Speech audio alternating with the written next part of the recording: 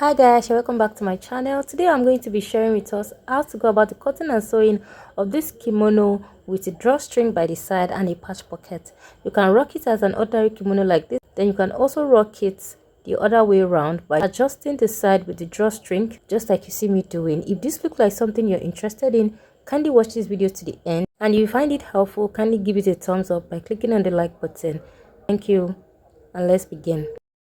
I'm going to be making use of this African print, also known as Ankara fabric.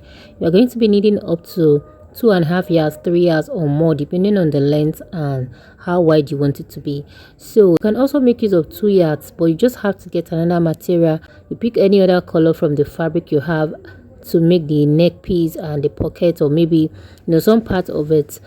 So but I'm going to be using these 2 yards. Then the first thing you want to do is to fold your fabric into 2. So I'm going to be using all of this fabric that I have here, and I have folded it into 2. This part is going to be towards the length. This widest part is going to be across the body measurement, while this short line is going to, this short length is going to be the length for the kimono. So after folding into 2, I'm going to fold into 4 again. So just like I have here, 1, 2, I have about 4 of it. We are going to have a folded edge on the other side. So the folded edge is going to be like the center front and the center back. Then the first thing we want to do is to mark the neckline. Then we are going to measure the neck depth to be 1.5 inches. Then the neck width to be 3 inches. So we are going to be cutting a round neckline for both the front and the back before we modify the front to what we are supposed to have. So you connect with a curve like so. I just hope you can see the line. I'll make it more visible. I just hope we can see the line now. Then after that, now we're going to come here and take the wideness of the sleeve, how open you want the sleeve to be. So it's always between 11 to 12 inches. You can also use 10 inches. For this one, I'm going to use 11 inches. Then you mark it like so. After this, you come to the folded edge of the fabric. You can measure to your bust points just to be a guide, and divide your bust circumference into 4. We're going to divide it into 4. Make sure that it is around this line that you marked earlier. Divide your bust circumference into 4. Then you had extra allowance of about 5 to 6 inches, depending on how wide you want the kimono to be. Then you are going to mark the points like so. Alright, so from here now, what we are going to do, we are going to measure from here. Whatever measurement you have here, you're going to measure from this point down to your kimono length. Okay, so you go ahead and confirm. Then we are going to connect with a curve, but before that we are going to connect straight down to the kimono length. So this method can also be used for your ordinary kimono, and you can also use it for this one here. This is just like a general method of cutting a kimono. So just like you see me doing, you measure and mark just to ensure that you have a straight line. You can connect straight down like this, but if you want the hem of your kimono to be wide, you can connect to the hem with a slant line like you want to cut an A line. Then you're going to connect this part with a curve to form like an armhole, just to make that part relax. Okay, then you're going to be cutting on this straight line. So you can either connect straight down like this, or you create a bit of wideness around this hem if you don't want it to be straight, if you want it to be wider around the hem. So what I'm going to do now is to cut it out.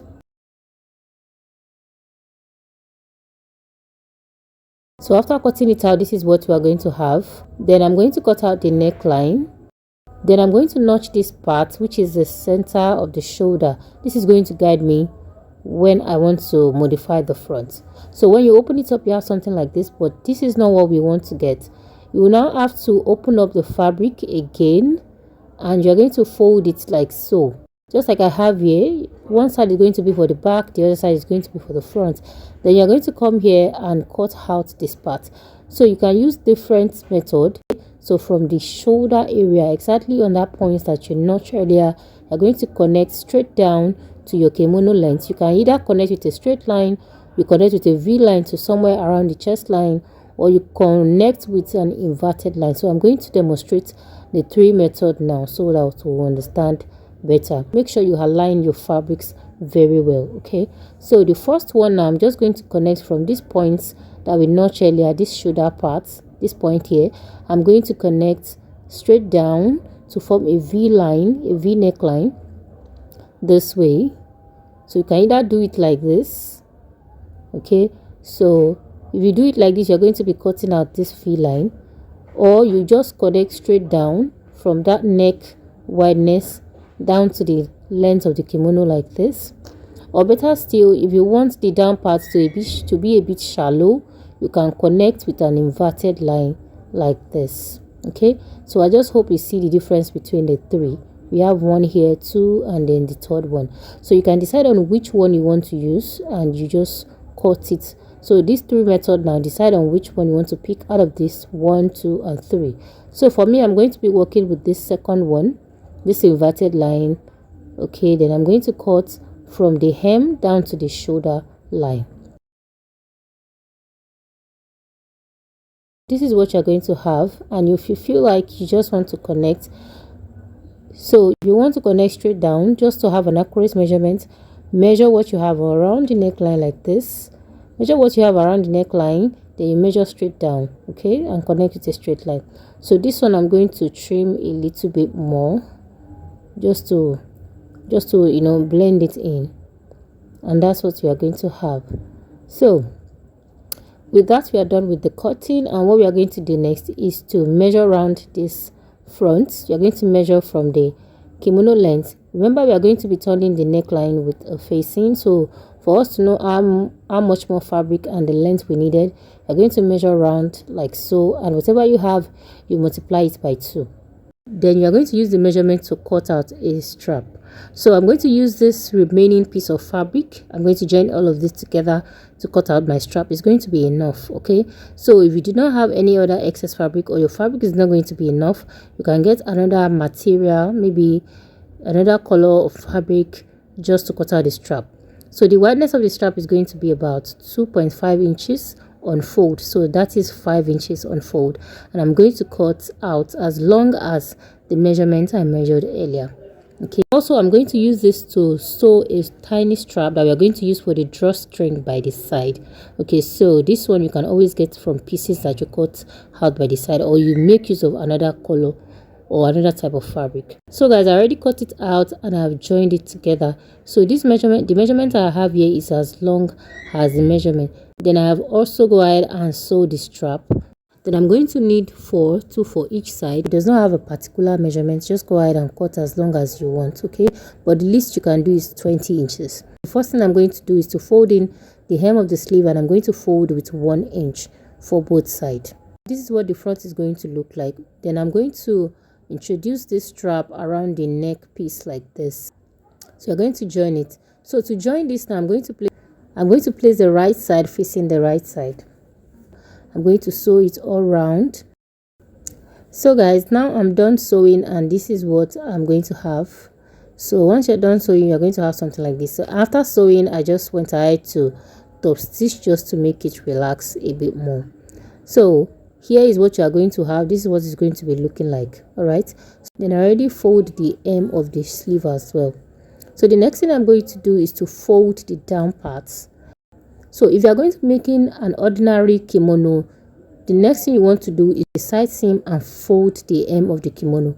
But because this is going to have the drawstring by the side, it will not be easier to make the drawstring after which I have folded the hem.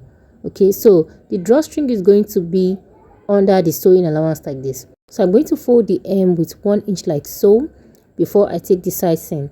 And if you want to take the side seam, make sure it is up to 1 inch. The least you can do is 1 inch, because we are going to be using the sewing allowance as a casing for the drawstring.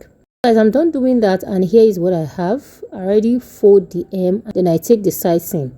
So here is what you are going to have. Okay, so before we move ahead to the drawstring, I'm going to attach the patch pocket.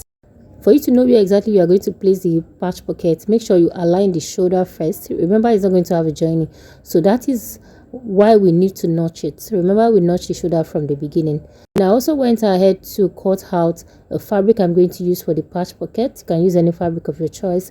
Like I've said before, I'm going to use another color because my fabric is not enough. So for this one, I have a measurement of about 8 inches wide and 9 inches long. So after the 9 inches, I folded 1 inch at the top, then I have 8 inches left. Okay, you're going to be cutting like a square. So for you to know how or where exactly to place it from your shoulder, just measure down to about 17 to 18 inches. 18 inches is okay. You mark that point, and from the center front you go in by 3 inches. Okay, then you're going to place the fabric on it like this. I'm going to be folding in about half an inch on both sides, so at the end of the day I'm going to have 7 inches altogether. So I'm going to do this on both sides of the front piece. Then we're going to go ahead to work on the drawstring. I'm done doing that, and here is what I have. Okay, you can make yours as deep as you want, you can make it as small as you want, and you can make it a non-functional pocket depending on your choice. Now for the drawstring, remember I said your sewing allowance should be up to 1 inch, because the drawstring is going to be used as a casing for the rope we sew earlier. So what you're going to do, you're going to place it underneath the sewing allowance like this. You fold it in for you to know how long it's going to be. So it's always between 10 to 12 inches depending on how high you want the ruffles or you want to draw it. So for this one I'm using 10 inches. Okay, and that is where the rope is going to start from. So I'm going to place it exactly like this. I'm going to stitch by the side. I'm going to stitch at the top, holding down the rope together with the kimono by the side. Remember, so on the other side we are going to repeat the same process. Remember I said we are going to need 4, so 2 for each side. Then for the remaining part, depends on how long you want it to be. Okay, you can make the rope longer, you can make it shorter. I'm done doing that, and here is what I have. So once you are done, you can now draw it upward like this. So rush it to be more than this, that means you are going to raise where you want to attach the rope, then you are going to tie it. So after tying, if you want the rope to still be longer or you want it to suspend more, that means you're going to add more to the length of the rope. Okay, so for me I just want it to fold a little bit because the length of my kimono is not actually very long, so I don't want the drawstring to be too long so that it will not fold my kimono and then the length of the kimono will not become shorter. Okay, that's why I don't want the drawstring length to be too high. Okay, so guys, with this we are done with the kimono. So you can go ahead and attach a fastener to the center front just to be there in case you want to hold it together, and at the same time you might decide not to have anything. So I'm going to give you the proper press down and I'm going to try it on for you to see. So guys, this is what it's going to look like at the end of the day. Of course you have seen from the beginning of the tutorial, and here I'm showing us again how it looks like. If you find this tutorial helpful, kindly click on the like button, like this video, share it, drop your thoughts in the comment section, subscribe to the channel if you are yet to do so, and do not forget to turn on the notification bell so that you don't miss out whenever I drop a new video. Thank you very much once again for watching this tutorial. Till we meet again in my next one. Bye bye.